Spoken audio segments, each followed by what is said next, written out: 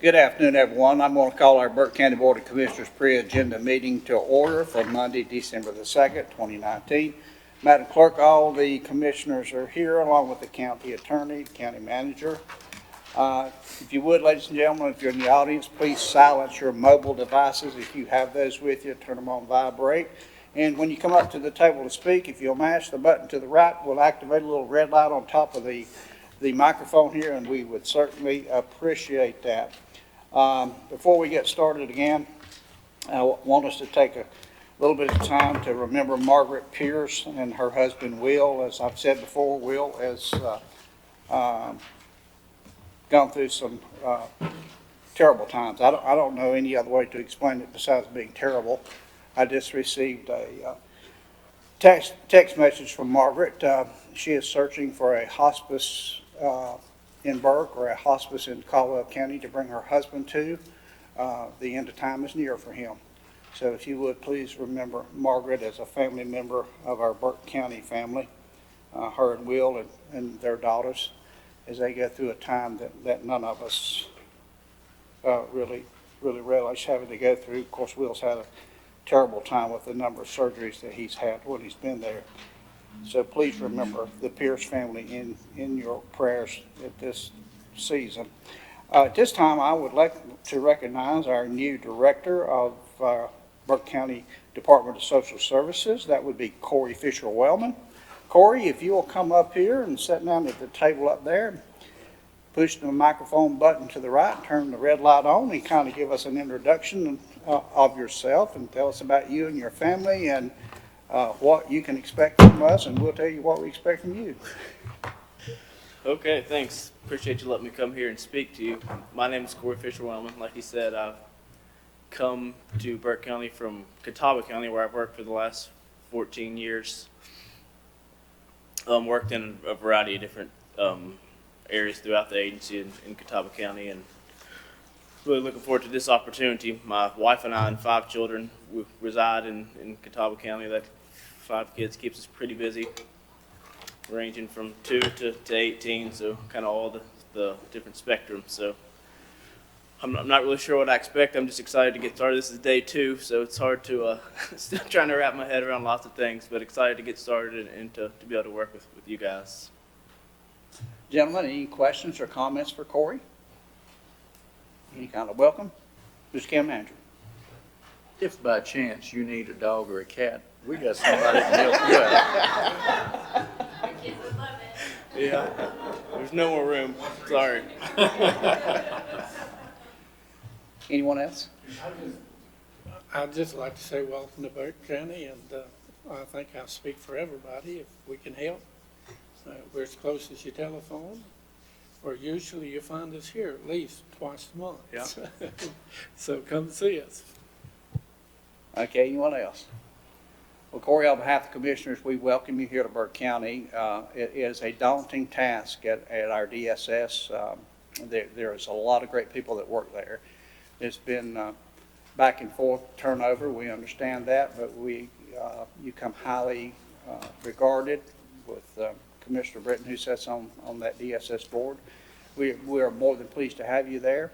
We know it's going to take some time for you to go through, meet everybody, look at some of the issues that DSS faces, but we have the utmost confidence in you. We hope you don't give up on us, because we certainly aren't going to give up on you. Right. And we just, again, we welcome you aboard. Ladies and gentlemen, Thank you. that is our biggest department right now. It certainly is. How many? 179.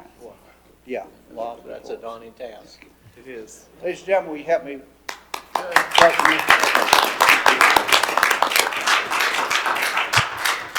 Well, you did well on your button test. Thank you, sir. All right. All right, gentlemen, moving on to item number 2 is the agenda itself. You've had that in front of you for several days. We'll entertain a motion to approve. You've heard Wayne's motion. All in favor signify by raising the right hand. Madam Clerk, that'd be 5-0. Moving on to the rest of our agenda. Number 3 is organization of the board, which is a placeholder at our regular meeting. At that particular time, we will have elections for chairman, elections for vice chairman, and without a objection, this will remain on the agenda unless somebody does have an objection. Hearing none, we'll move on to item number 3, which would be a placeholder also is appointment of the county attorney for 2020 and the appointment of the tax attorney for 2020. And if there's any comments, hearing none and without objection, that will remain on the regular agenda. And item number 5 will it be appointment of the clerk to the board for 2020. And without any objection, that will remain on the agenda. Moving on to our presentations for our regular meeting. The first one will be from Animal Services, our clinic, Animal Services Clinic, will be the Pet of the Month, and that will be presented by Caitlin Settlemyer, our Animal Services Director. Caitlin, who we got on dock this time? Well, it depends on who we have at the shelter or the Animal Services Center at that point in time. Hopefully everybody gets adopted within the next 2 weeks. Of course, that's our goal. So it's kind of on a case-by-case basis. If Miss Daisy's still there, she'll probably be our Pet of the Month. We still have Mr. Gomez from last month. He is still with us. So if anybody's looking to adopt a pet who wants to be an only pet, please come down and visit him.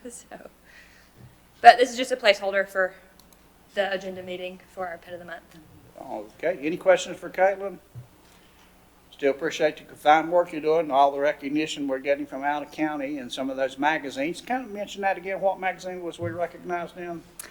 We were in the Best Friends Animal Society magazine. If anybody is interested in animal welfare, it's a huge organization. They work all over the country with a bunch of counties, trying to get them up to speed. Burke County was a main focus for them, but they came down, kind of saw the good work we were doing. They donated a few things, and they recognized us for all the good things we and the community are doing down here. All right, Mr. County Manager. The tree you're going to have. Yes, we are doing similar to kind of like an angel giving tree. So all of our pets have sat down and wrote out their wish list for Santa this year. Some of them are asking for collars, treats, toys, things of that nature. So we do have those advertisements are going to be on our tree. We're having a tree decorating on December 5th. From 5 to 7, so you can come down. We'll have some apple cider, visit with our animals. You can kind of see who's down there, pick out an animal from the tree. You're more than welcome to buy gifts for them. Those gifts will, if the animal's still at the Animal Services Center, hopefully they're not, they'll either go with their new adopted family or into their foster home, or they'll be opened on Christmas Day at the Animal Services Center. And we're having a game competition one night, I understand? Yes, on December 12th, we're actually going to have treat decorating. So we're going to have hopefully some kids come in and do some treat decorating and holiday book reading to our animals. And then on the 19th, we're also having trivia down there. So it'll be pet themed and holiday themed. So fun for all ages. We do ask that you do leave your furry family members at home. Do not bring those to the Animal Services Center. Update on Caesar. Caesar is still in the program. We just spoke with Ashley Horton at Canines for Warriors. She came down and looked at a few of our other dogs. He is scheduled to graduate in January if all goes well, so he is still in the program doing a fantastic job.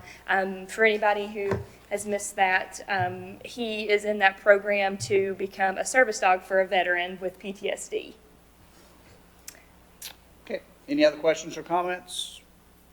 Hearing none, without objection, this item will remain on the presentations. Thank you, Caitlin. All right, moving on to item number 2 is an update from Partners Behavioral Health Management by Tara Conrad. Tara, good to see you. Thank you, Mr. Chairman, members of the board. I will say the photos of the animals are so adorable. It sucks you right in. So I do want to give you a brief update on where we are in regards to serving individuals that receive publicly funded behavioral health services. So part of this will be 12-month period and part will be the first quarter. So if you can go to the first slide. Oh, am I supposed to do that? Oh, okay, thank you. So the first slide's looking at the cost of service by disability based on 12 months ending September 30th. And again, our time frame lags a little behind some others due to the amount of time we allow our providers to bill for specific treatment services. So we've broken this out by disability and Medicaid and state and or federally funded services. So I guess, did you change slides? I guess looks a little different. There, yeah, the cost is where, yeah, thank you. So looking at the cost of disability, if you look under intellectual and developmental disability, we spent a little over $18.4 million in Medicaid dollars for 12 months ending September 30th, $481,440 in state and or some federal grant dollars to cover services for that specific population. Under mental health, it was $10.6 million. And 1.8 in non-Medicaid funding spent to provide treatment for those individuals. In the substance use category, this is a little different than it has been in previous years and quarters. But looking at Medicaid, we spent $919,000 and $919,000 in Medicaid funds, and $1.1 million in state or federal grant dollars. That number is typically higher than normal with the $1.1 million because we've received several federal grants to address substance use and the opioid epidemic. So if you go to the next slide. Persons served by disability. Looking at adult versus child, blue stands for child, age 3 to 21. We served 91 individuals. Again, this is through a 12-month period. Course of treatment's usually longer than a month, so we do it over a 12-month period. So we served 95 children, 266 with intellectual and developmental disabilities. Under mental health category, we served a little over 1,400 children and a little over 2,400 adults that had a primary diagnosis of mental health. And with substance use, we served 65 children and 925 adults with a primary substance use disorder during 12 months ending September 30th. So before I go to the next category, is there any questions regarding the number served and the cost for treatment for those individuals? Tara, it's a little shocking when I looked at these graphs and as on page 16 that you just covered, the adults 21 and over is about 9 times or better than the ones under 21, and it just seems, and just a few months ago on the news we heard where opiate was being curtailed, it was going down, et cetera, but according to your graph, y'all are still doing the majority of it with over 21. Yes, in this, and it's important to note substance use is opioids plus other substance use issues, whether it's alcoholism or any other type. So I did not break this category down to opioid as their primary diagnoses, opioid use, but so it calculates all that fall within the substance use. But typically you will see more adults in that category than you will children with a substance use diagnosis as a primary. Are they telling you of a trending that it's going to decline, and if so, when? Well, that's, I think I just read something last week that stated that the state as a whole was in a decline with opioids, but when you get into the individual communities, that's not always the case. And I know opioids is a big issue, but meth continues to be a big issue in some of our counties. And as I understand it, it is an issue here in Burke County as well. So yes, I'd like to tell you, yeah, we have fixed it all and we're ready to go, but that's not quite accurate. Thank you. All right, so the next slide will go into county-specific funding and services, and it reflects first quarter billing. So if you look at, and again, if you recall, each year we look at the needs of Burke. We look at the categories in which county dollars could be utilized, and we're very appreciative of county dollars. That's our most flexible pot of money, meaning that we can treat individuals in various locations and with various needs where we would not be able to treat using Medicaid or state dollars to cover those services. So the first category for county dollars is the director and SOAR position at the Burke Integrated Health. Now SOAR stands for, it's an acronym of the SSI and SSDI, Outreach, Access, and Recovery. But what it really does is connect individuals that are at risk of homelessness, those individuals with mental illness, some severe medical condition, and or those individuals that may have co-occurring, both mental illness and substance use. It helps connect them to the benefits they may be eligible for. And that's of benefit to accessing treatment and other social determinants of health that they may need. So part of county funding was used to cover the director and SOAR position at Burke Integrated Health. With that, 77 applicants were assisted, 16 were connected with benefits, and the director helped with service navigation and linkage to services within the community that they may need. We also use county funds to cover treatment services in the jail for the mental health and substance use population. 129 individuals did receive treatment while they were in your local jail. CVBH, Catawba Valley Behavioral Health Care, is the provider for that service. Psychiatric support, we use county dollars to help fund treatment and services for individuals that may not have access to that otherwise. CVBH, again, is our provider for that service in this area, and they serve 506 patient visits, initial, refill, etc. Moore's program is another initiative we're doing here in Burke, and that the purpose of that particular service is to address the needs of a whole family. A child is identified, so the goal is to try to maintain that child in that family unit by treating all the needs of that family, not just what the child needs. So they provide, it's a team approach, they provide therapy and other particular services, as well as help the family address social determinants of health with the goal of diffusing crisis situations and keeping that family intact. So currently we have 2 families enrolled in that program here in Burke. The embedded therapist at DSS, this has been an interesting endeavor, and I think historically has been effective. Over the last several months, we've really looked at reassessing the needs of that particular service and how best to meet the demand for that service. So previously, a caring alternative was the provider of that service. They had screened and completed assessments and therapy on 30 individuals.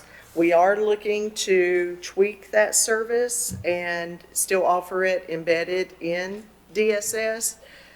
Based on information we've received with DSS, that was effective, and they appreciated that service located at DSS, which made for a quick turnaround of assessments. Individuals were getting their needs met, etc.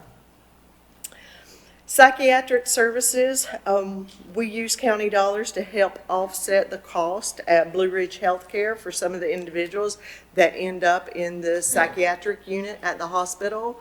And as you can tell, this is in process. We have not funded an individual at this particular time. The reason being, we also give them state dollars and Medicaid dollars, so we use the county dollars after all other expenditures have been utilized. So I fully expect that to change next quarter. Looking at housing needs, we contract with various providers to deliver housing support for individuals, whether that's assisting with perhaps rent or whatever need may exist for an individual with a behavioral health need, trying to maintain stable housing. Thus far in first quarter, we had 2 individuals tap into that service. Consumer reserves, that's a pot of funding we utilize to cover something that is of an immediate need and the individual may not be connected to another funding stream. A perfect example of this would be a multidisciplinary evaluation that is a high-cost service, and an individual may need that immediately to help clinically assess what the individual needs, and there may be no other funding stream. So in order to get that individual connected as quickly as possible to needed services, we can utilize county dollars to fund that assessment and then link the individual up to Medicaid or state dollars, whatever's more appropriate. System of Care Community Collaborative, that is a group of both professionals as well as family members of individuals with behavioral health needs. Historically, Burke has had both an adult and child collaborative. This year, we have combined the two, so there's one large collaborative that addressed the behavioral health needs of both adults and children. The groups are comprised of treatment providers, like I said, family members, school personnel, just a variety of different disciplines, and they assess what some of the needs are here in the community, and they use county dollars to help meet some of those needs. Historically, it involves training, whether it's on prevent child sexual abuse, mental health first aid, some of those elements, crisis intervention training for law enforcement. Thus far, we've supported the Burke Recovery Rally with some of those funds. The rally was to raise awareness for substance use and treatment options available here in the community. Psychiatric support and medication. Good Samaritan Clinic is the provider of that service, and thus far, first quarter, they served 96 patients and supplied 31 prescriptions and the medication for those particular needs of the individual. NAMI is a support group for individuals, National Alliance of Mental Illness. That is a support group for family members of individuals living with mental illness. And as of first quarter, they had not utilized any of the county funding. And I fully expect that to change as the year goes on, but that's as it stands for first quarter. All right, you've heard Tara's report. Anybody got any questions or comments? Very easy. Great Thank presentation. you. Hearing no questions or comments, without objection, this item will remain on for presentation. Thank you, Tara. Moving on, item number 3 is going to be a financial update for the period ending September the 30th, 2029 of TDA, and that will be presented by Ed Phillips, TDA Director. Brother Ed? Good afternoon. I also wanted to bring to your attention a late edition packet that I provided to you guys. I think it's important for you to know about our strategic plan and where we go and what we're trying to achieve. Also, if you'll turn to the last 2 pages.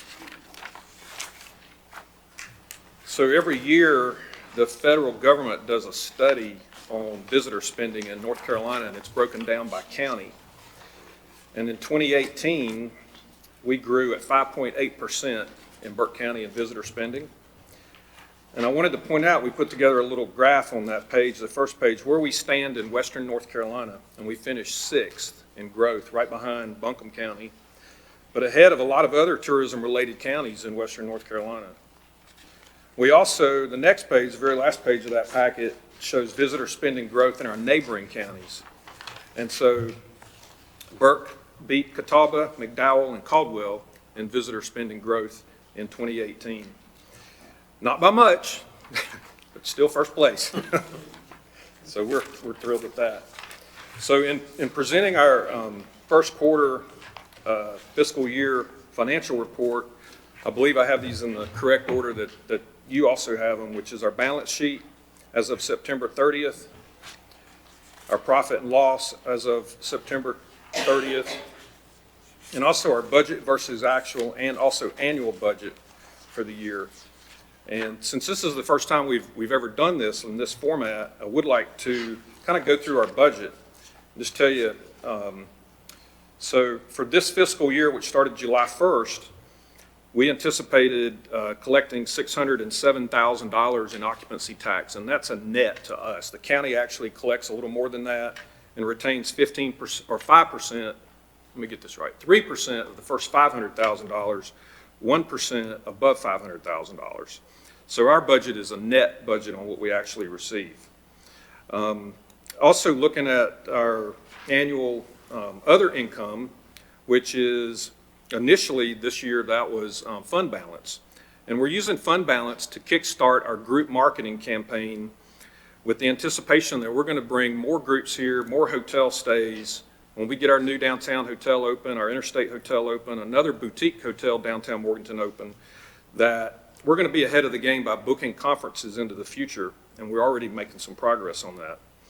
We also had a special project in October where we utilized the Ridgeline trolley, and we brought in a significant amount of money in October, almost $13,000, which is not on this, but you'll see it in the next report you get, from tours that we did, the fall color tours on the Ridgeline trolley.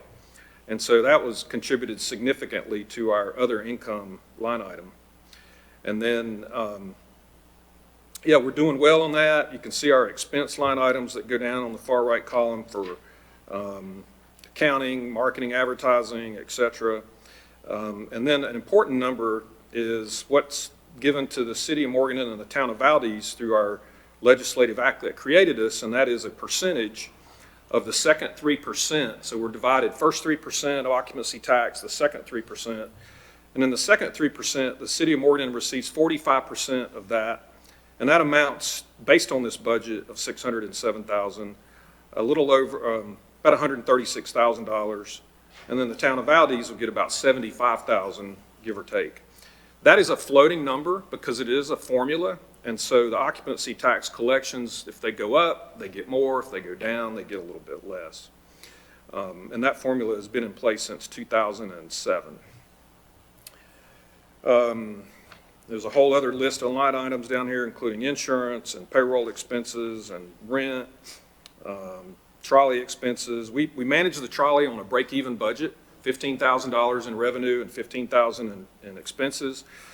This year we're going to exceed that significantly. We've never really capped out on our expenses, but we have spent a lot of money on keeping it up. And again, since this is our first format in doing this, I'll entertain any questions or comments or. All right, gentlemen, you've heard Ed's presentation. Questions or comments? I get asked this occasionally, so I'll get a good answer today.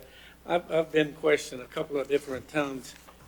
Is there a plateau that Drexel and Hildebrand and Weatherford College and Glen Alpine has to get to before they enjoy part of that fund? Well, I think the tourism aspect of Burke County covers the whole county, and we market the whole county effectively. You know, there are some small communities that might have a festival that we help them promote it on social media. That is a tourism aspect of their community. There are vacation rentals, and I had some notes here I wanted to share with you too about vacation rentals. Vacation rentals are spreading all over Burke County, even into some of the smaller municipalities and outlying areas of the county. In our last time we did, this was back in June, we did an inventory of vacation rentals, and we have 130 vacation rentals in Burke County. Those are individual homes that are being rented out to visitors. That number fluctuates, but 3 years ago we had 65. So this has doubled in 3 years, the number of vacation rentals. And they're all over Burke County. So when those people come and stay in the eastern part of Burke County or in the Glen Alpine area, you know, it has a definite impact on them. We also had, in 2018, 3,577 visitors in the visitor center, which came from the top states. And this is very curious because there's one state in here you wouldn't think that would contribute that much. But the fourth most populated counted state that came in our visitor center was California. So we had Florida, South Carolina, Virginia, California, Tennessee, New York, and Ohio. But we really truly believe that the tourism economy is spreading throughout Burke County, eastern Burke County, southern Burke County, and all over. And a lot of it is the vacation rentals. You know. Did that answer your question? Yeah. You're helping some as it sits. But there is not a theory or formula.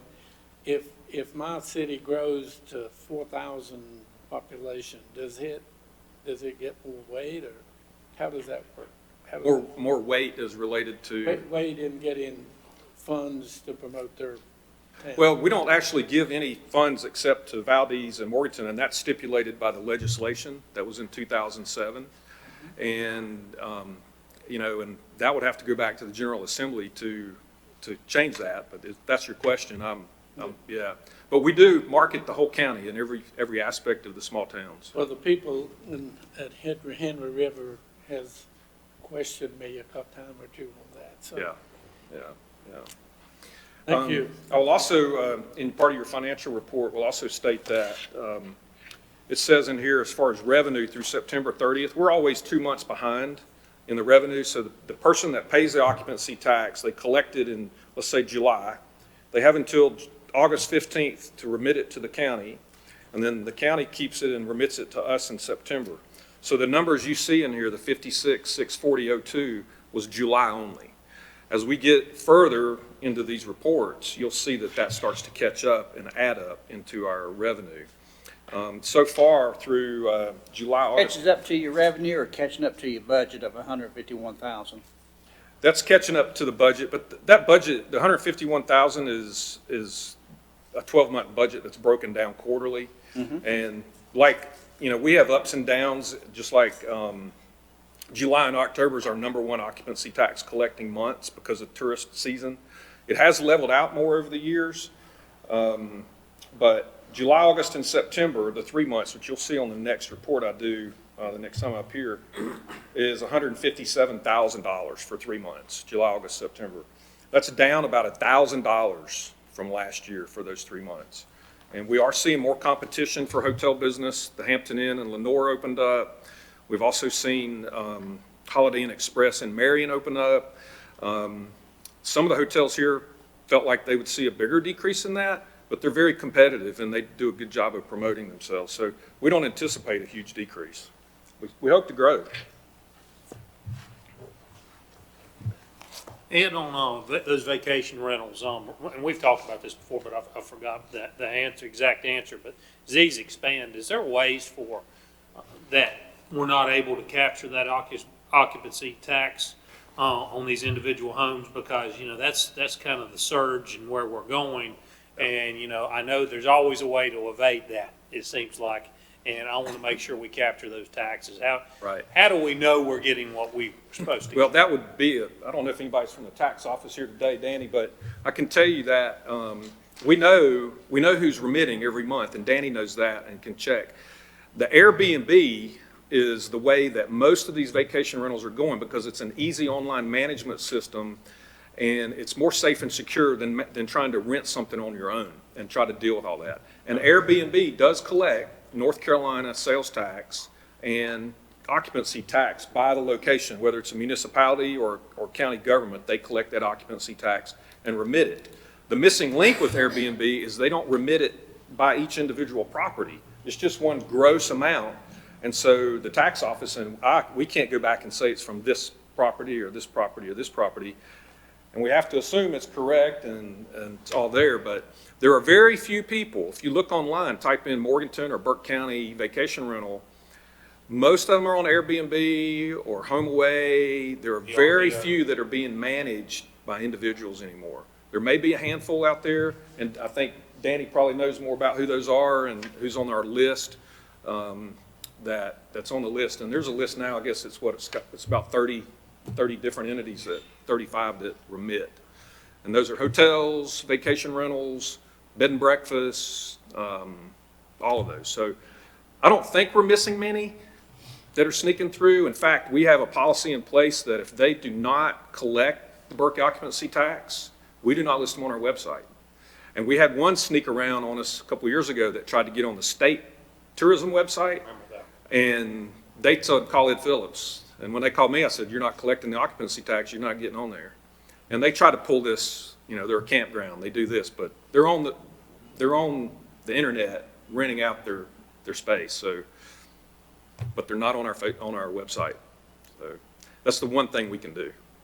Yeah. Other questions or comments?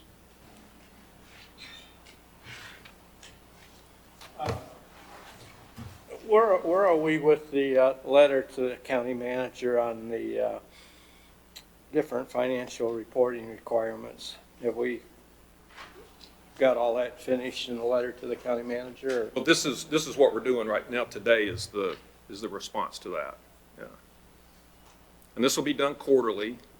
And then what I would also like to do is at least once a year, maybe in the spring, this is all the money, we're talking about all the money here, but how do we spend that money and what do we do with it and what are the results is another whole presentation on the efforts of the marketing and how we made it into our state magazine with the big Linville Gorge cover and some of these other places that we found, that we're getting great coverage on. So in the first quarter of next year, 2020, I'd like to come back, give the financial report, and also talk about all the publicity and the great things that are going on in here.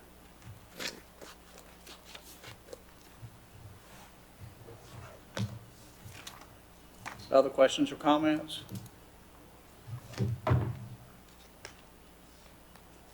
All right, hearing none without objection, this item will remain on the presentation agenda. Okay, thank you, Ed. Moving to item number 5, our scheduled public hearings. Our first hearing will be a zoning map amendment, ZMA 2019-09, and public hearing presented by Scott Carpenter, Deputy County Manager and Planning Director. Scott? Thank you, Mr. Chairman, board members. I'm sure most of you all are familiar with this rezoning request from colleagues and others, but Alan Wisnett, he is requesting to rezone a 2-acre portion of a 5.74 acre parcel. The request is to rezone that portion of property from its current split zoning of R1 and R2 to the general business conditional district. The 911 address of the parcel is 2635 Moose Lodge Street, Morganton, North Carolina, and the parcel has one residential dwelling on the property in which the applicant and his family currently reside. The applicant has recently been permitted to operate 2 home occupations within the dwelling. The home occupations are for a painting studio where painting classes are held, as well as a taxidermy business. Taxidermy in North Carolina is considered as an art form. The applicant recently received approval from the Burke County Board of Adjustment to construct the 3,600 square foot residential accessory structure on the property, and at the time of approval, the Board of Adjustment placed a condition on that approval that a building could only be used for residential purposes. And that is what caused the applicant to want to request a rezoning, because his taxidermy business, he also owned a deer processing facility in Drexel, which was closing, and he wanted to continue doing that, and he wanted to be able to use the 3,600 square foot structure, a portion of it, in order to do that during deer season, and that would not be allowed.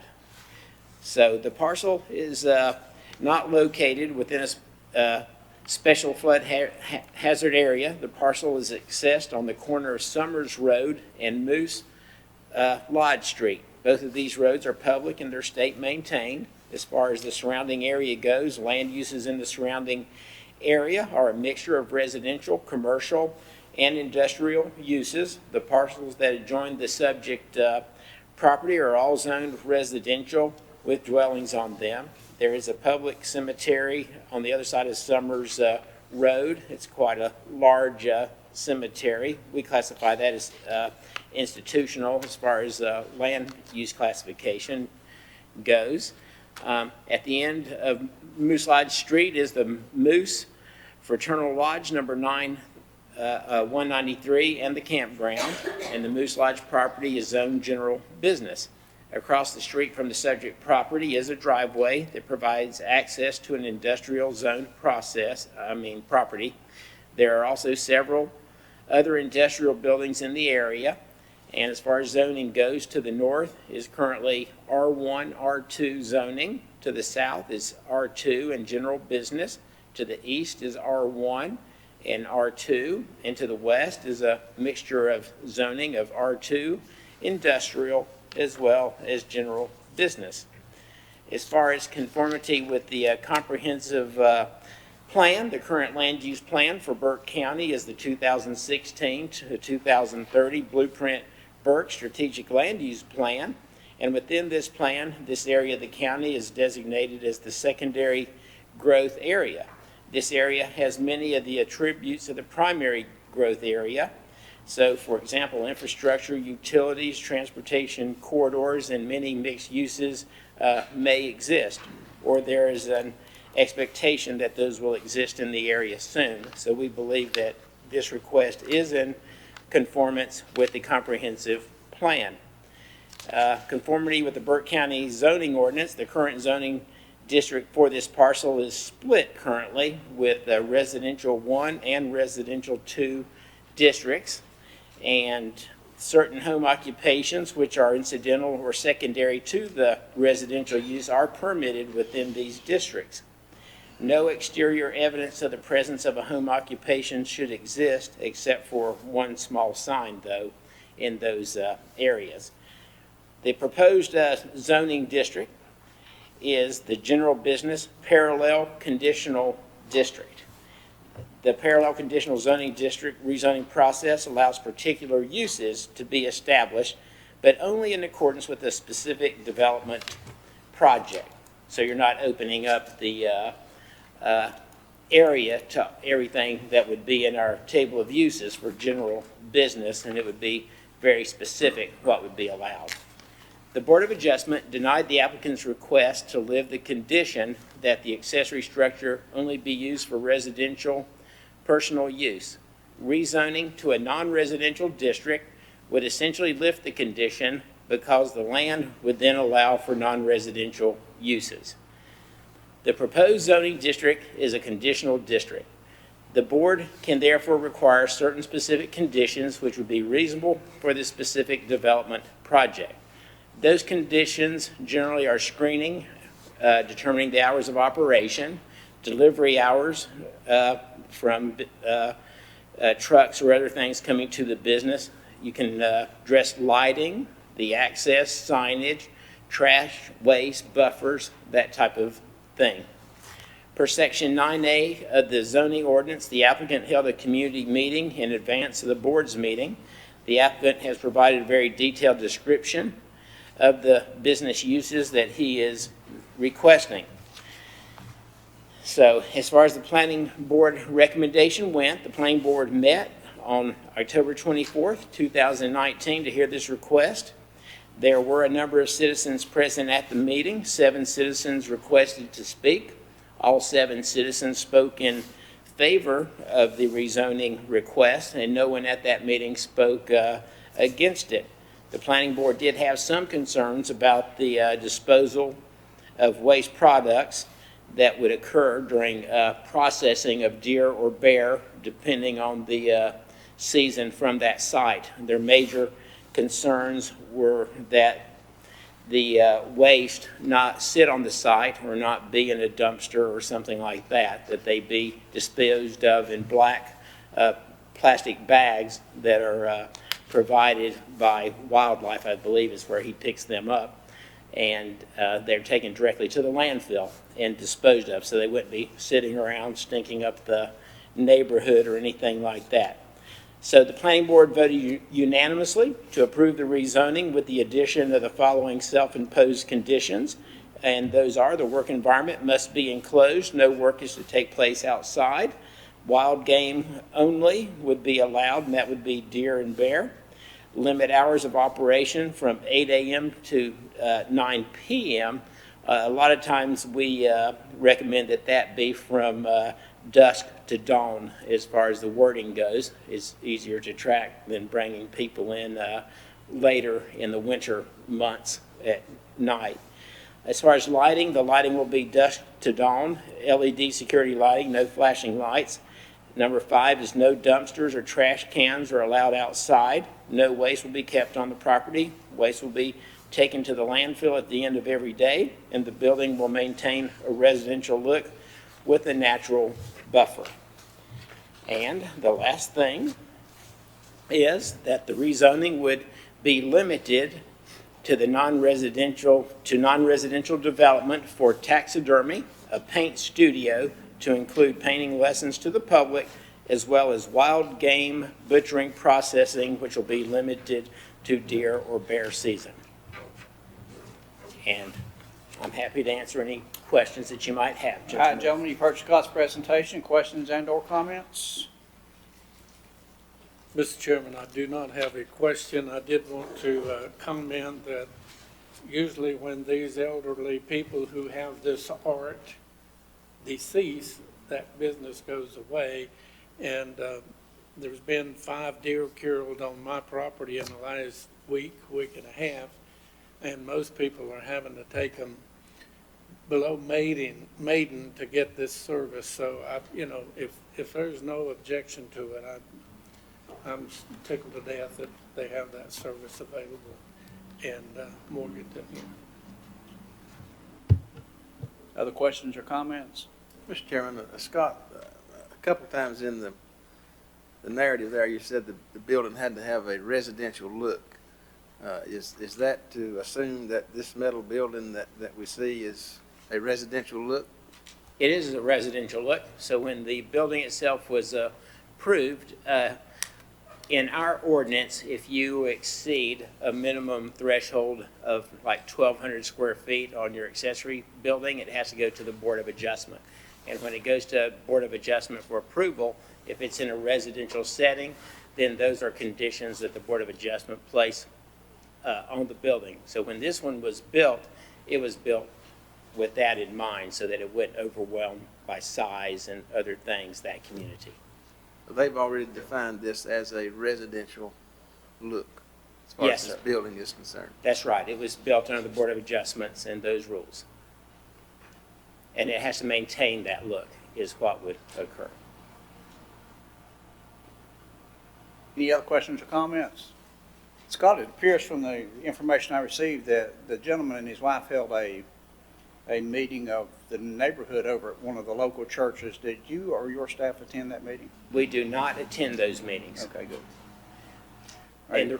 And the reason we don't attend those is we don't want to look biased or to prejudice the process.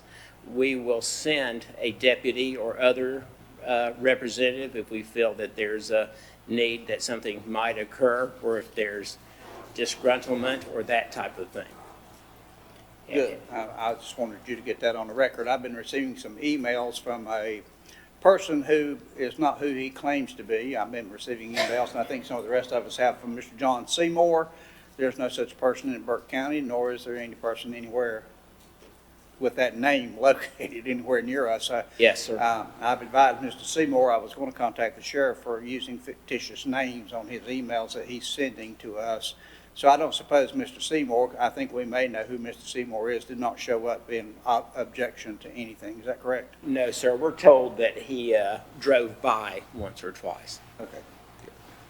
Any other questions or comments?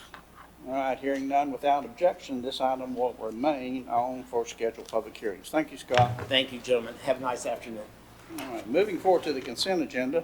The first item on the agenda is a proclamation declaring January 2020 as National Radon Action Month. Gentlemen, I did receive a request to put this on our agenda, and we have done this before, knowing that radon is a natural result of uranium decaying in rock and soil, and that does lead to lung cancer among non-smokers, responsible for deaths in the United States. So there is a North Carolina National Radon Program out there, and I would ask your approval to support this proclamation declaring January 2020 as National Radon Action Month. Any questions or comments? All right, hearing none, without objection, this will remain on the consent agenda. Moving on to our next item would be appointments to commissions and boards for next year. You can see the 2019 appointments we have. Burke Development, Inc. is Commissioner Britton and the county manager. Board of Health, I sit on that one. Yeah, Board of Health. And the Cooperative Water Board, EMS is Chairman Britton. Commissioner Britton. Commissioner Abley on Foothills to Airport. Commissioner Taylor on JCPC, and also the Oversight Library, and LE, the Planning Committee for Local Emergencies. Anybody got any committee they want to come off of, or any committee they want to be on? Or is everybody satisfied with the committees they're sitting on now? Everybody good? Mm-hmm. I think we've done an excellent job on these committees and had some really great reports. Madam Clerk has been real pleased with that. So, Maynard, you okay with yours? Not a jealous bone in my body. Anybody can have either one I got, or I'll switch with it, just whatever. All right, without objection, this item will remain on the consent agenda. Moving on to item number 3 is appointments to the Adult Care and Nursing Home Advisory Committee presented by Kay.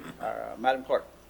Thank you, Mr. Chairman, members of the board. This is a request to appoint John Cook to the Adult Care Nursing Home Community Advisory Committee for seat 6, and to appoint Dolores Huffman to seat 7 for the remainder of one-year terms ending May 31st, 2020. Questions for Kay on these appointments? All right, hearing none without objection, this item will remain on the consent item agenda.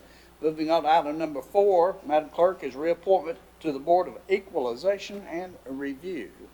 Thank you, Mr. Chairman, members of the board. This is a request to reappoint Betty Greer to seat number 1 on the Board of Equalization and Review for a 3-year term ending December 31st, 2022. Any questions for Kay on this matter? All right, hearing none without objection, that will remain on the consent item agenda. Moving on to number 5 from Madam Clerk is the appointment to Board of Health removal and appointment and reappointments. Madam Clerk. Thank you, Mr. Chairman. The terms of appointment for Dr. Michael Gould, seat number 4, physician, Sam King, seat number 8, engineer, and Adriana Morris, seat 11, at large, on the Board of Health end December 31st, 2019. Dr. Gould and Mr. King have served the maximum number of terms allowed and are not eligible for reappointment. We have received an application from Dr. Anthony Frank for seat number 4, and Ms. Morris's application was received for seat number 11. Mr. King will remain on the board until we can find an engineer replacement for him. So this is a request to remove Dr. Gould and to appoint Dr. Frank for a 3-year term ending December 31st, 2022, and to reappoint Adriana Morris to the Board of Health, seat number 11, at large, for a 3-year term ending December 31st, 2022. Any questions for Kay on these appointments, reappointments? All right, hearing none without objection, this item will remain on the consent item agenda. Moving to item number 6, Madam Clerk, is a resolution establishing the Board of Commissioners 2020 meeting schedule. Thank you, Mr. Chairman. This is our annual meeting schedule resolution. It sets your pre-agendas for the first Tuesday in the month in this room, except for April and September, unless you do not want to go to South Mountain State Park or the Burke County Public Library and Senior Center in Hildebrand. I have those tentatively reserved in case the board wants to continue with its off-site pre-agenda meetings. Since it will be an even number year, the organizational meeting will be the first Monday in December, and that'll be at 2 o'clock. We'll have a reception at 2:30, and then our pre-agenda meeting at 3 p.m., and that's December 2020. Sets regular meetings for the third Tuesday of the month in this room. It sets budget workshop meetings in this room for Friday, May 22nd, Thursday, May 28th, Thursday, June 4th at 2 p.m. All three of those were at 2 p.m. It notices that the board historically attends County Assembly Day in Raleigh, and that will be May 20th on the Capitol grounds. And this year's Commissioners Association Conference will be held in Cabarrus County at the Concord Convention Center, August 13 through 15. We'd be happy to go over any of that. I did want to point out that the way the calendar falls in 2020 with your meeting being on the first Monday in December and the third Tuesday, they kind of fall a week apart. So I just wanted to make you aware of that. It's a little different, but that's just how the calendar falls. All right, gentlemen, you've heard Kay's report. Any questions or comments or any changes you want to see made? Or are you happy with what she's brought for us?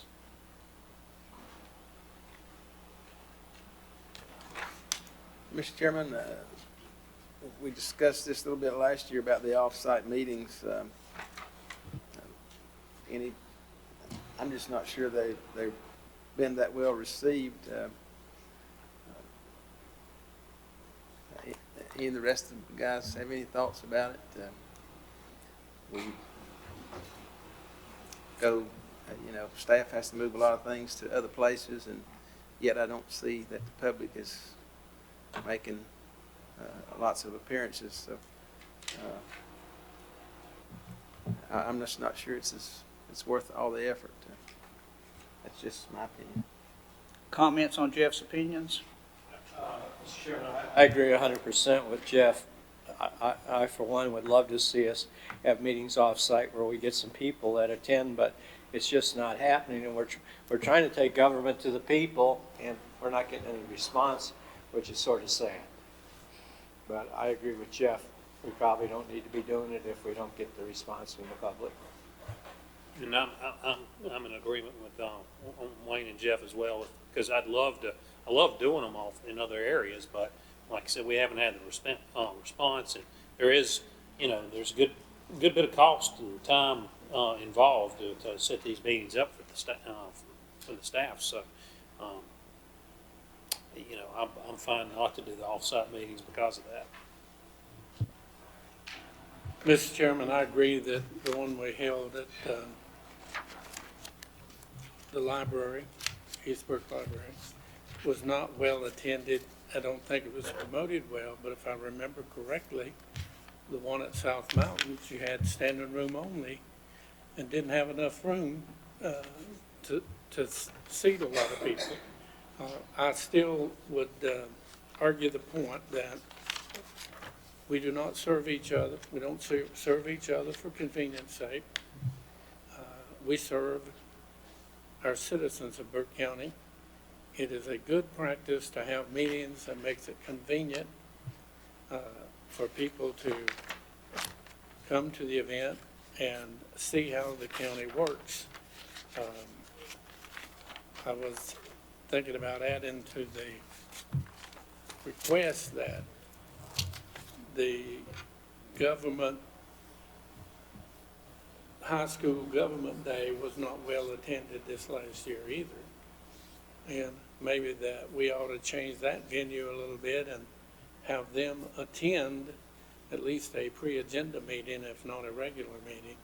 But all these things keeps you in front of the citizens, and it gives them an opportunity to see how your local county government works. I think it's a good practice. Thank you. I'm going to agree with the other three gentlemen. There's just too much cost associated. And the people at Pine Mountain, I called every one of those people and begged them to come down there. They all lived in that area down there, and thank goodness they did come, but that was what you have to do to get somebody there, and nobody else attended whatsoever. So I'm going to agree. I personally am disappointed that people don't attend those when we move out in the county. That's what they wanted us to do. We did it, and they did not come. So I'm going to agree with my three colleagues here that it is not productive whatsoever. Again, I agree with what Maynard says, but it's just not happening, and we've tried and tried. So, I mean, if we're just not getting the attendance there and all the work and costs involved, I just don't see it. You know, I'd love to see it, but it's just not happening for us. So, Times have changed, haven't they? You'll have. Okay, Madam Clerk, I think you got the feeling of the board on that one. Okay. Any other questions or comments? All right, without objection, this item will remain on the consent item agenda. Okay, our next item is item number 7, will be referencing a transfer of deeds for school property, and that will be presented by J.R. Simpson, County Attorney. J.R.? Thank you, Mr. Chairman. Earlier this year, the state of North Carolina, through its Department of Agriculture, gifted some real estate to the Burke County Board of Education. The 50 acres on which Liberty and North Liberty are situated, as well as another 28-acre parcel between Patton and Mull Elementary. The deed was made to Burke County as the grantee, rather than the Burke County Board of Education. So I understand that we've been requested to deed that property over to the Burke County Board of Education, which would merely take a simple deed, non-warranty, by which the property would finally end up in their name. Questions or comments for J.R. on this matter? Mr. Chairman, I was a little shocked to find out we built property on somebody else's land. We built buildings on somebody else's land. The least we could do is to accept the gift of the land where we already have, what, $30–40 million invested? That's my take on it. Thank you. That's a good take. I was as shocked as you were when I found out that we had a school sitting on property we didn't own. That was, yeah, kind of bad, wasn't it? All right. Any other questions or comments? All right, hearing none, without objection, this item will remain on the consent item agenda. Moving to item number 8 from the county manager will be the Burke-Catawba dissolution agreement. Mr. County Manager?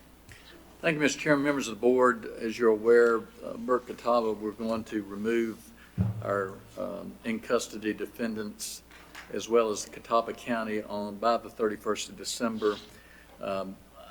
County staff from Burke has been in contact with county staff from Catawba County about the development of a dissolution document, and that is in progress and is ongoing. I hope to have something to you in the near future, especially by the board's meeting, for your consideration. Questions or comments for Brian? Hearing none, without objection, this item will remain on the consent item agenda. Moving on to item number 9 from Community Development is the award of a contract for a Fonta Flora Trail in the Linville Access Boardwalk. That will be presented by Shane Frisbee, our Community Development Operations Manager. Shane? Thank you, Mr. Chairman and members of the board. I'm passing around the bid results from the Fonta Flora State Trail Linville Access Boardwalk project. We had a bid opening this morning at 10 a.m. That's when bids were due for this project. It is funded through a Recreation Trails Program grant through fiscal year 2018 from the state, is what matched by $25,000 from Duke Energy funds from the comprehensive relicensing agreement for the Catawba Wateree hydroelectric system. The project consists of some natural surface trail and boardwalk. It was bid in 2 sections, an option A and option B. Option A is 300 feet of boardwalk, which is the amount as specified in a grant. Option B is 525 feet of boardwalk, which is the total amount as required by NCDOT to get around the skinny section between NC 126 and Lake James. This project is a big connection for the existing Fonta Flora State Trail. It will take us from our current terminus at Linville Access Boat Launch around a narrow section of the lake and allow us to tie back into the Mountains to Sea Trail connector on the other side of the road, thus making some loops that people will be able to enjoy and further continuing the trail. We had 3 parties who were interested at the pre-bid site meeting. We did only receive a single bid for this project from Tri-State Company Incorporated, a contractor we have used in the past and has built several sections of this trail. And we've had a very good relationship with. This project is in the informal bid range, so 3 bids are not required, but we are always looking to get as many as we can on the project. This project bid total, both option A and option B totals came in under our budget of $125,000 for grant and match. My recommendation is that we award option B so that we can complete the whole section of Boardwalk, and we will still have roughly $28,000 to account for change orders or any other unexpected expenses as part of this project. I'd be happy to take any questions you have on this. And there'll be no budgetary effect since the project is funded through RTP and matched by Duke Energy, correct? That is correct. All right, any other questions or comments for Shane? Mr. Chairman, I had one. I understand this is for a total of 1,300 some feet, is that correct? Between the section of trail and Boardwalk, yes. Pardon? Between the trail and Boardwalk, that is correct. Yeah.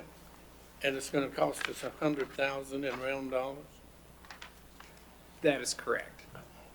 It's a combination of the natural surface trail is fairly cheap per linear foot because it's essentially earth moving and some tree clearing. But because of the nature of this project, it's on a extremely steep pitch with a very small narrow gap between the edge of pavement and the lake where it drops off vertically. So the crew will have to come in and dig post holes by hand, set in all of the material, and to get the proper height off of the ground and make the grade, the low side is going to be almost 7 feet out of the ground. So it's quite a bit of material, and that's reflected in the price for the physical Boardwalk section, which is the most expensive portion of this project. I learned from my sister a couple of weeks back. She lives in Charleston, South Carolina. And I used to hear my dad talk about one of these days he's going to buy land by the square foot, not by the square acre. In Charleston, South Carolina, they buy it by the square inch. It seems high to me, but just double checking, 1,300 feet at 5 feet, 5 to 6 foot width, and $100,000 just to do the trail. Will they do the Boardwalk too with that, or is that another project? Yes, sir. It's all part of that project. Part of that project. The biggest chunk is the Boardwalk, and one thing that we're trying to do with it is use treated lumber that is also marine grade treated, so that part of the cost goes into the longevity of it, so that it will last the test of time and is built in a way that is long-term, so our investment is protected from the elements in that sense as well.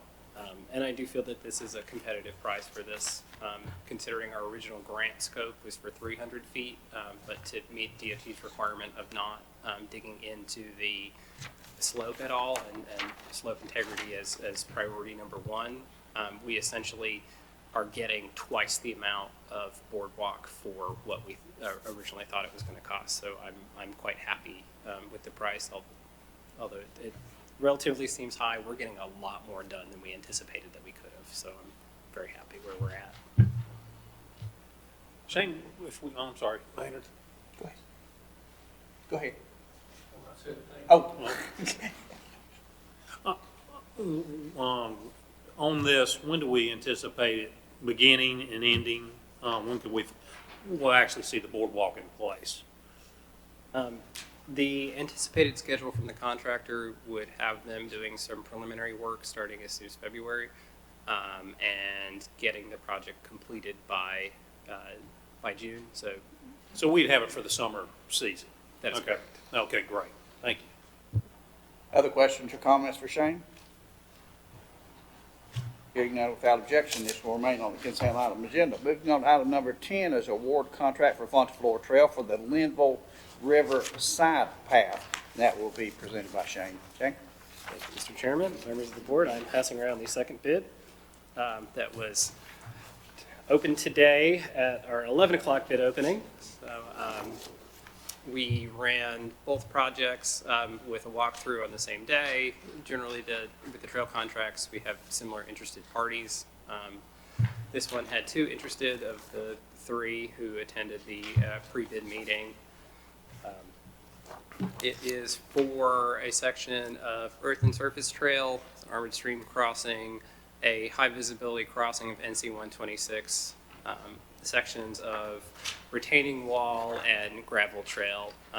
This trail connection is the missing piece of the puzzle that's going to connect existing trail from our previous project, Recreation Trails Program grant at Long Arm, and the state park section to the county park. So when we get both of these projects connected, we will be complete from Harris Wisnett Road all the way around the lake to the state park. And when they get their 300-foot bridge in, we'll be at Canal Bridge. So this project, these 2 projects in tandem represent us completing almost 2/3 of the loop around the lake.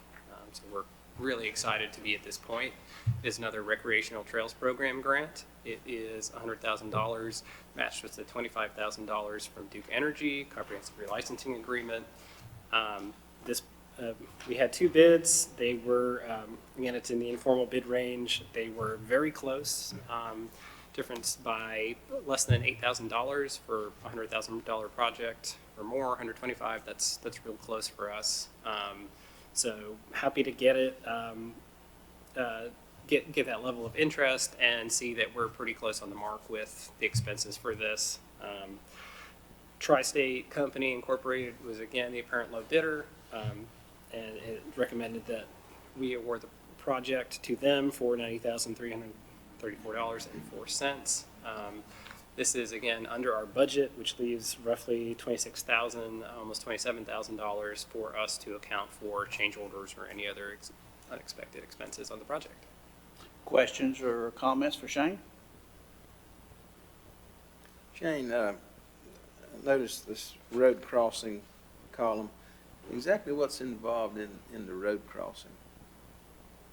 So the road crossing involves concrete pads, truncated domes, which are the detectable warning strips, which are part of the high visibility package for anyone with visual impairments.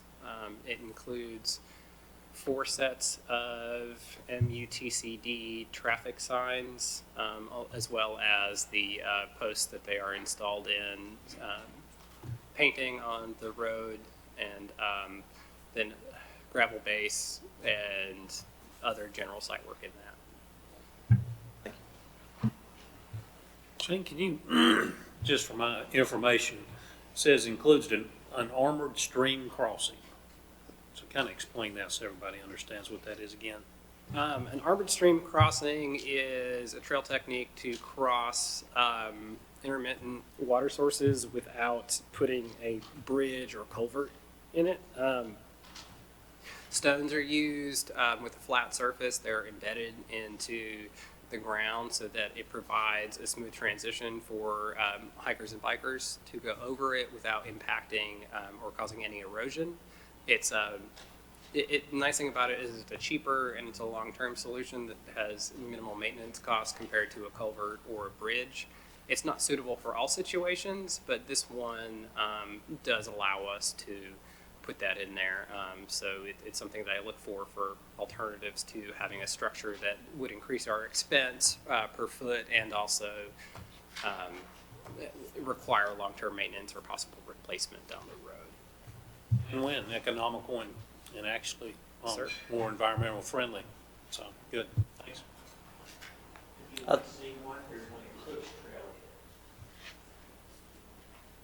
Other questions or comments?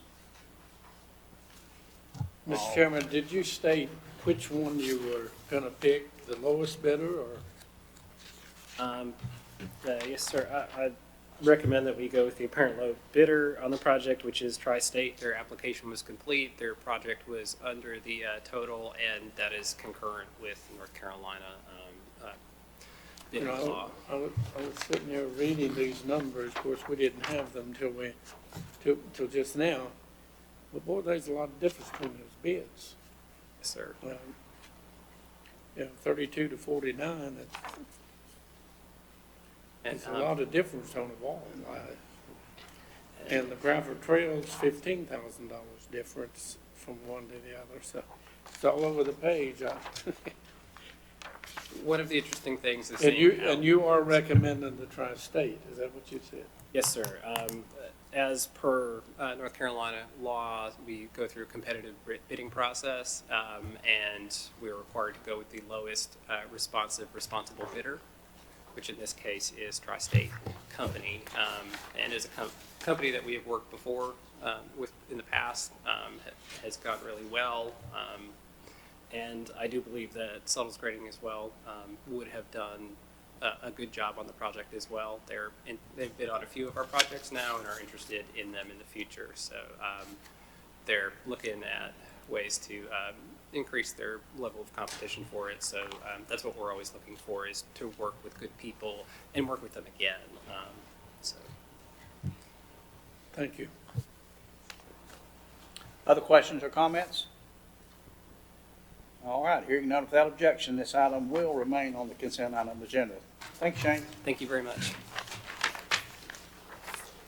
Moving on to item number 11 will be from our Finance Department, our fiscal year 18-19 audit contract amendment, and that will be presented by Scott Cook, Deputy Finance Director. Scott? Hi there. As you can see, this is a request to amend the audit contract to give us and the auditors more time. It's normally due October 31st, but there's an automatic extension granted by the state until December 1st to submit. But with the situation this year in finance, it's kind of hurt us a little bit there on time-wise. This extends it until January 31st, and the state treasurer's office requires board approval on audit submission extensions. Questions or comments for Scott? Understand. Yes, sir. Hearing none without objection, this item will remain on the consent item agenda. Thank you, Scott. Moving on to items number 12 and 13 from the Tax Department, that will be our tax collection report and our release refund report for November 2019. Danny Eisenhower, Tax Administrator. Danny? Afternoon, gentlemen. We'll start with the tax collection report, very top. Now, this is the actual levy. So we have the current levy is $44,815,217.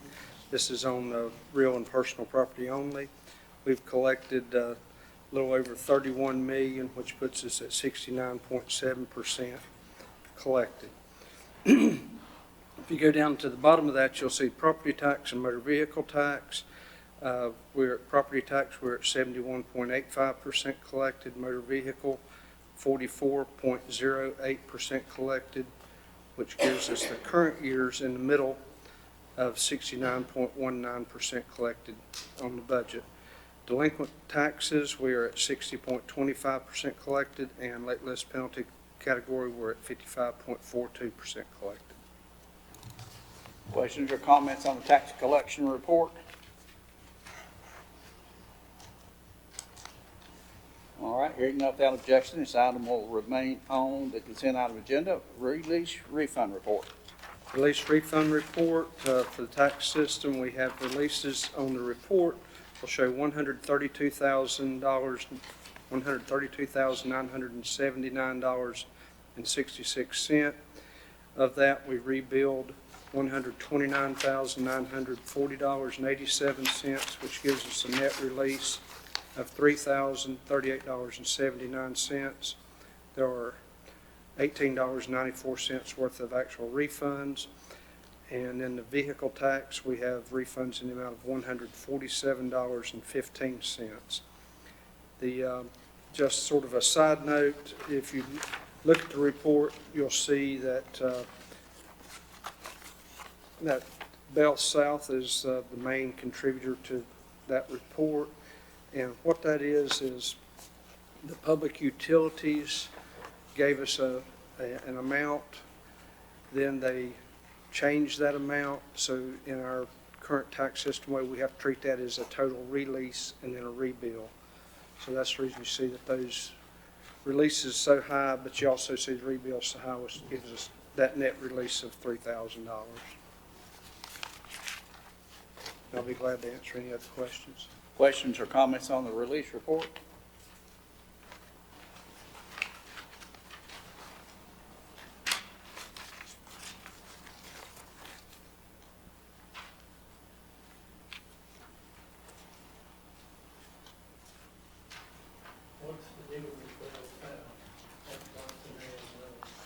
That's what I was saying, that's a public utility.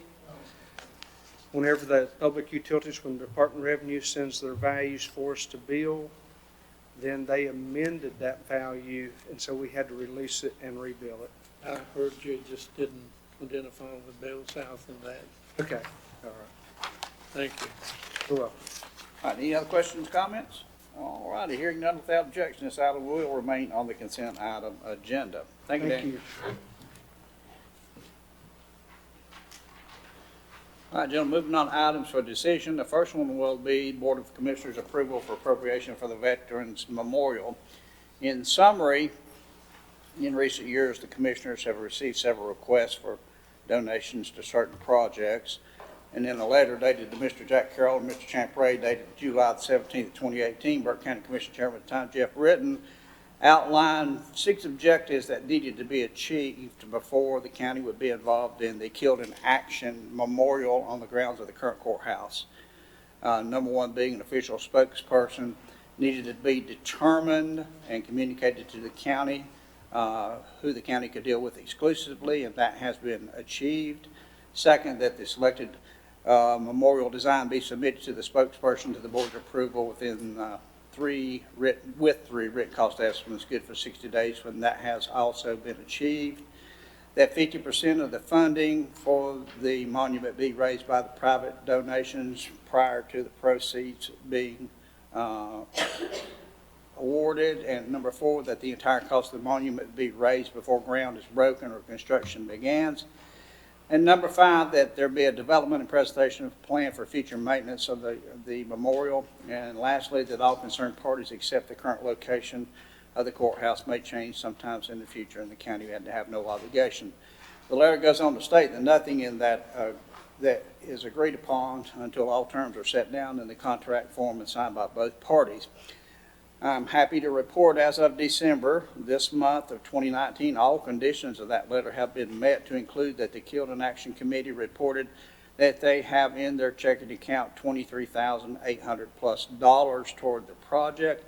And additionally, as of December 2019, the Courthouse Square Steering Committee, which we met with a week or so ago, has informed the Killed in Action Committee chairman and treasurer that they have been granted permission to construct that memorial on the grounds of the old historic Burke County Courthouse as soon as construction plans have been submitted for their approval. Gentlemen, any questions or comments about what I've reported to you as of this time? Mr. Chairman, that steering committee, have they had the blessing of council, or do they need the blessing of council for that to proceed? The county manager, the city manager, the city attorney, the chair of that committee, and someone else granted that. And I think that I'm going to be correct in saying that the city manager is comfortable that they will be granted that through the new board when it arrives. With that being said, it is the request now that we provide $15,000 funding that we said that if these conditions were met that we would appropriate. and that would have to come out of the fund balance. Any questions? Mr. Chairman, a couple of comments, if I may. Sure. First of all, I want to say that what the approach that they began with on this, the veterans was hoping to get approval from this group, from the Board of Commissioners. Not because they were afraid to raise money or they couldn't raise money, because it would have made it easier for them to have raised the money, to have had that support. I do want to say to each of you, thank you for agreeing to support it. Secondly, we owe a thank you to, I don't know, 8 or 10 veterans who consistently, persistently continue to work and try to get the money gathered together and to get the thing approved. They had told some of us last week, I think Johnny was part of that, but that they were, they had the money and the city had agreed that they would probably okay that at their board meeting. So a round of applause for some hardworking guys, and some of them getting older in years and getting even slow to move around. So a great effort, shows you the dedication and the will and the desire to have that monument on behalf of the citizens of Burke County. And I, for one, would like to say I appreciate it. Thank you, sir. The only thing I forgot to report is the committee had requested the northeast corner across from the theater. That is not where it's going to be. It will be on the opposite side. It will be on the south side of the current Confederate monument. And the Killed in Action Committee is absolutely thrilled with the piece of property that has been designated to build. And there's plenty of room with the plans that they have now to place that memorial there. So, A further comment on that, they all agreed the other night that for a drive-by view, it's a much better location, and I agree with that. All right. Any other questions or comments? All right. Without objection, this item will remain on the agenda for decision. Moving on to item number 2 will be the adoption of the rules for 2020, rules and procedures. Anybody have any questions or comments regarding adoption of the rules and procedures? Madam Clerk, any comments? All right, hearing none, without objection, this item will remain on the item for decision. Okay. Moving on to item number 3 is reappointment to the TDA, Tourism Development Authority. Madam Clerk. Thank you, Mr. Chairman, members of the board. This is a request to make some appointments or reappointments to the Tourism Development Authority. The term is for 2 years. Seat number 6 was formerly held by Jared Bailey. That is vacant due to a resignation, I believe. An application from Jenny Irwin was received for this seat. We need applications for seat number 1 held by Polly Ledbetter, seat 5, Dana Wisnett, and seat 8, and Angel Crawley. And we will take care of the commissioner's seat number 9, as part of your slate of commissioner appointments on the consent agenda. Really, this is up to you on what you want to do. I would entertain, if you have any direction, to let me know, and I'll try to carry it out. Any comments, gentlemen? It'd be nice to fill it up by our full agenda meeting, but I don't know how she's going to do that. That's going to be my recommendation, that we postpone these appointments until our January meeting. There are applications that need to be turned in. There is a special call meeting of the Tourism Development Authority for Wednesday. They will be in closed session. Not knowing what's going to happen in that closed session, I think it would behoove us to wait for these appointments to see what occurs in that closed session meeting. Therefore, I propose that we move these appointments until the January session with further discussion between the commissioners I know some of you have had some additional input that you want to have us consider before some of these reappointments or appointments are made. So I am going to ask that we remove this and put it on the January agenda. Does anybody have any objections to that? All right, hearing none. Oh, I'm sorry. We'll have to do that during the regular meeting. Yeah. No question. No. Mr. Attorney, do we have to do that during the regular meeting, or can I do it now? If it's a consent, the group would. That's what I was thinking. If it's a consent, we won't have to, Mr. Taylor. It's just a postponement of this decision item until January. We're not making a decision, we're just postponing it to make a decision.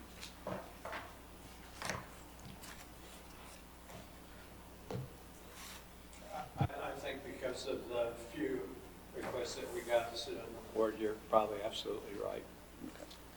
No problem with those phones, you just supposed to do it on regular meeting. Okay, without, are you objecting to me postponing it to January?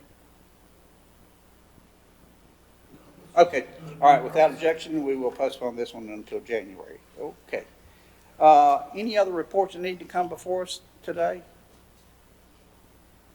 All right, as a courtesy reminder, the Christmas parade is tomorrow evening at 6:00 p.m. Brian would want everybody down there by 4:30, I think. Well, 4:30. I'll have to get the car in position, so y'all can find me. I think it's position number 4 or 5. We'll be usually right behind the old fire truck that gasses us out. So you can smell diesel off. The county will have candy available for the commissioners to pass out. We got bags.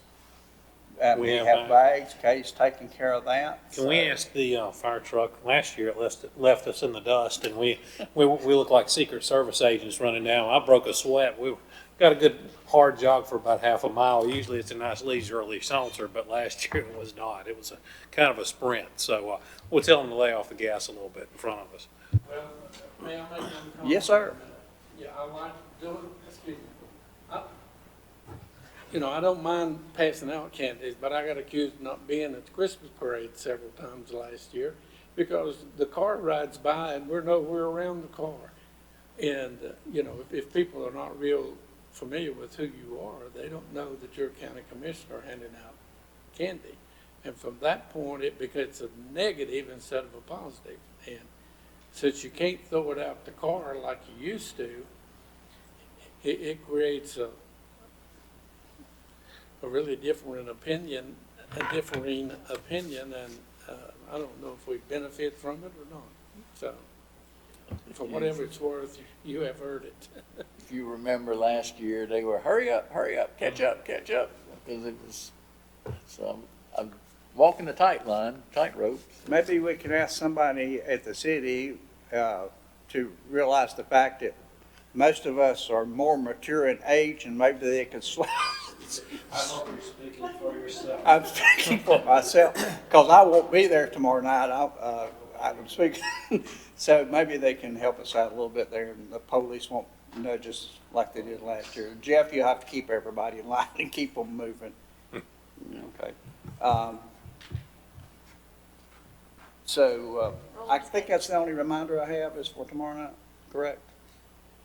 All right. Does anybody else have anything to bring before the board? All righty. Gentlemen, I think I've told most of you I will be in Washington, D.C. for the next 4 days. I'll be home Friday evening at 6 o'clock. Be in meetings with Senator Burns, Senator Tillis, and several of the representatives from North Carolina. So working on some projects for North Carolina. So look forward to that. And you passed the Secret Service test? I passed the Secret Service test. We will be at the White House for several hours one day. So looking forward to that, to have some leverage again for Burke County as we see our representatives up there. Anything else to come before the board? If not, we'll entertain a motion to adjourn. So moved. 5-0, Madam Clerk. Thank you, gentlemen.